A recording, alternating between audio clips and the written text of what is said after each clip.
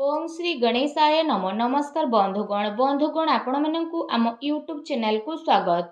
बंधुगण आजिर ए भिडियो रे आमे आपण मानकु कहबा पई जाउछु आगामी 3 दिनर स्थिति आपणकर किपरि रहिबो, केउ प्रकार ए आगामी 3 दिन को आपण प्लानिंग करिवे, ता सहित जदि आमे आपण मानकु कहबु केउ सब क्षेत्र रे आपणकु फायदा हेबो, केउ सब जिनिस रे आपणकु विशेष रूप रे सावधानता अवलंबन करबाकू पड़िबो, आपणकर लव लाइफ किपरि रहिबो, क्यारियर किपरि रहिबो, बिजनेस आ व्यापार किपरि रहिबो एवं ता सहित स्वास्थ्यर मध्य महत्वपूर्ण इनफॉरमेशन आमे आपण मानकु देबु। आउ ए वीडियो शेष रे आमे आपण मानकु किछि उपाय विषय मध्य कहिबु, जहा द्वारा आपण ए दिन को आहुरी अधिक शुभ और मंगलदायक सब्यस्त करि परिबे। तेणु आगो को वीडियो आरंभ करबा पूर्व आमर आपण मानकु रिक्वेस्ट कि जदि आपण आमर ए चैनल ले नुआ आछंती तो चैनल को सब्सक्राइब करंतु एवं सांगरे नोटिफिकेशन बेल को मध्य ऑन करंतु, जहा द्वारा समय समय रे सो अपलोड हेउतबा नुआ नुआ वीडियो रो नोटिफिकेशन आपनकु मिलिबो। आसंतु जानिबा किपरि रहइबो ए आगामी 3 दिन आपनक पई विशेष भाबरे। जदि आमे आपण मानकु विशेष रूप रे कहबु, सबुठारु प्रथमे कहबु कि कोन आपनक पई ए 3 दिन रे पॉजिटिव रहबा पई जाउछि। जदि कहबा तो फ्रेंड्स, ए दिन रे प्रकृति आपनकु भरपूर साथ प्रदान करिबो। कौनसी लाभदायक एवं महत्वपूर्ण समाचार मिलिबा कारणरू आपण निजे निजकु आत्मबल एवं भावनात्मक रूप से बहुत अधिक सशक्त अनुभव करिवे। अटकी थिबा कार्य को पूरा करिबा पई मध्य आपण पूरा परिश्रम करिवे। ए दिन आपणक पई बहुत ही लाभदायक दिन साब्यस्त हेबाकू जाउछि। ए दिन रे कोनोसी महत्वपूर्ण समाचार आपणको अवश्य मिलिबो। आर्थिक समस्या सुधुरिबो। अटकी थिबा कोनोसी जमी बाड़ी संबंधित कार्य रे आपणको सफलता मिलिबार जोग मध्य बनुछि। एहा द्वारा पुराणा मित्रंको द्वारा साक्षात हेबा कारणरू मन बहुत प्रसन्न रहिबो। सुख सुविधा भली जिनिस को आपण किना किणी करिके निजर टाइम को स्पेंड करिवे। निजर प्रतिभा आ क्षमता को बुझंतु। यह द्वारा आपणको व्यक्तित्व रे आहुरी अधिक निखार देखिबाकू मिलिबो तथा समाज रे आपणकर छवि मध्य बढ़िबो। ए दिन आपणकर व्यस्तपूर्ण रहिबो, कामर अधिक बोझ रहिबो, किंतु सफलता मिलिबा द्वारा थकापण आपणको हेबो नाही एवं उत्साह मध्य आपणकर बनिकी रहिबो।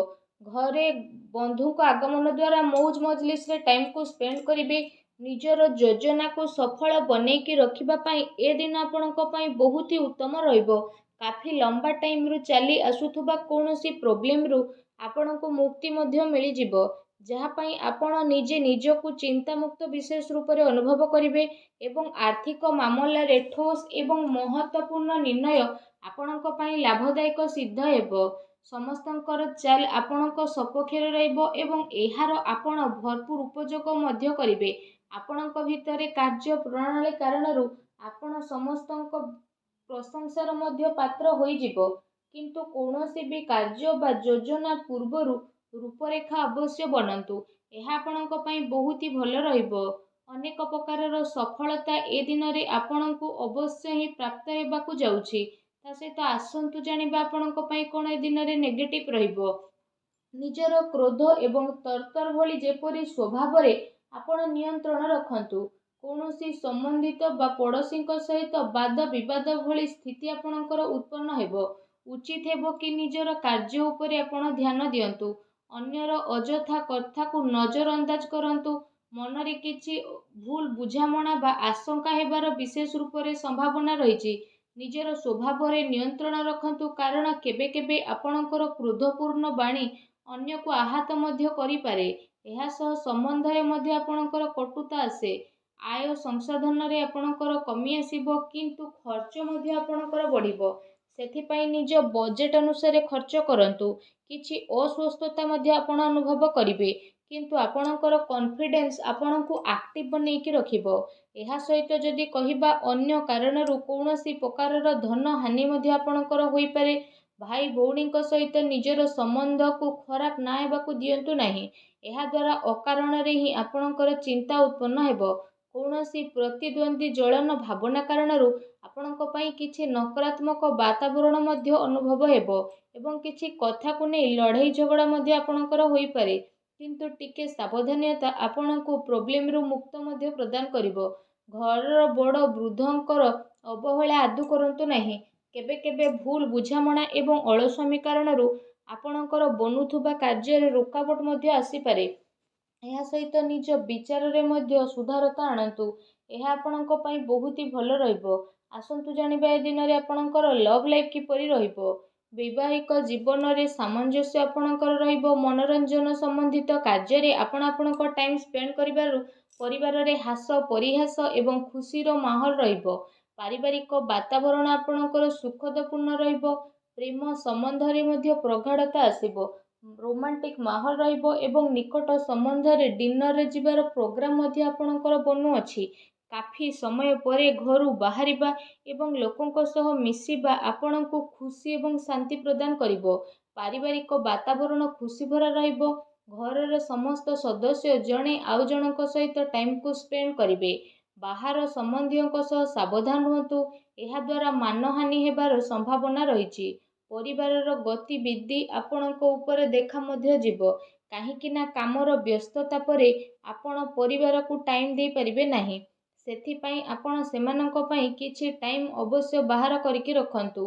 ବୈବାହିକ ସମ୍ବନ୍ଧରେ କିଛି ସମୟରୁ ଚାଲି ଆସୁଥିବା ଟେନସନକୁ ଆପଣ ସୁଲଝେଇବାରେ ସଫଳ ପ୍ରଦାନ ହେବେ ଏବଂ ଘରର ବାତାବରଣ ପୁନଃ ସୁଖଦ ଏବଂ ମଧୁରପୂର୍ଣ୍ଣ ରହିବ। ଆସନ୍ତୁ ଜାଣିବା ଏ ଦିନରେ ଆପଣଙ୍କ ବ୍ୟବସାୟିକ କ୍ୟାରିୟର କିପରି ରହିବ।